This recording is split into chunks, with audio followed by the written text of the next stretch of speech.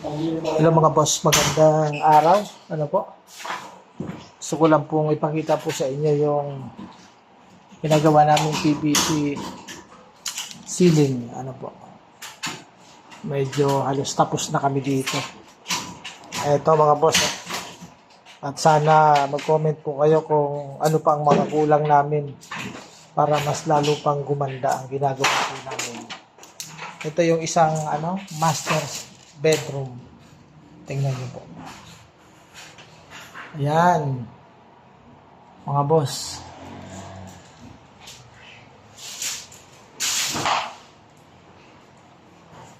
Okay. Ayan po siya. Ang pintura niya, yan na rin yan. Yung cabinet na lang ang hindi pa naaayos.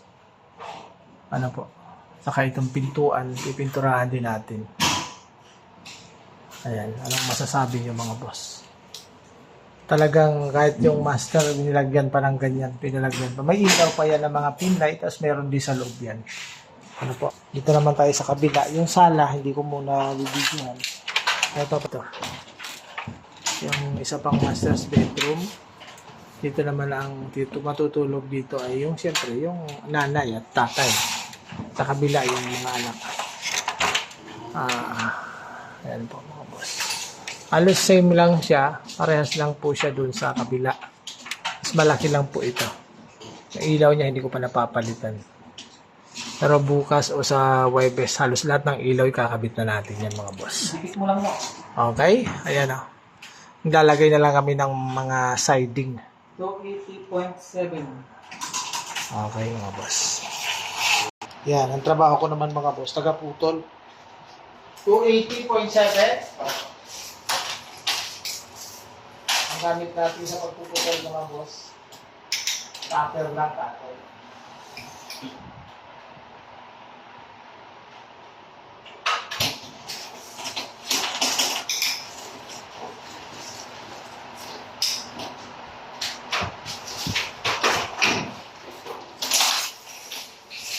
Tapos, gaganunin lang natin.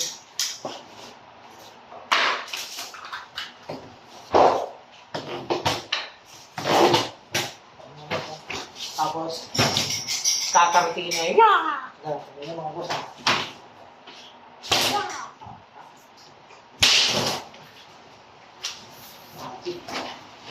Ganyan lang mga boss pag puputol dito. Pero pag pahaba, gamitan nyo ng grinder. Kasi nga, parang diretso. Diba? Titik muna tayo.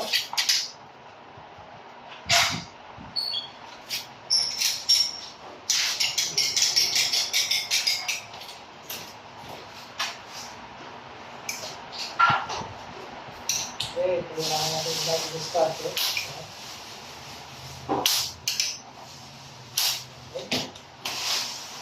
Titikan. Kasi, titik.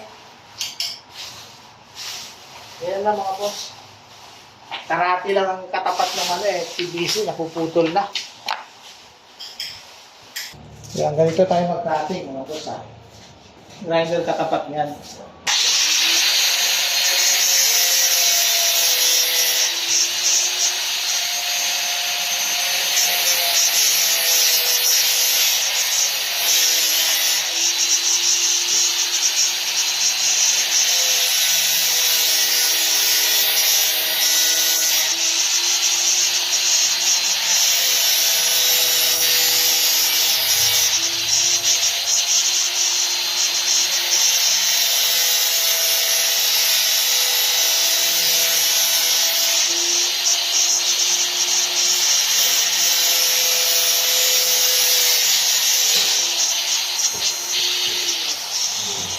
Yan lang mga boss.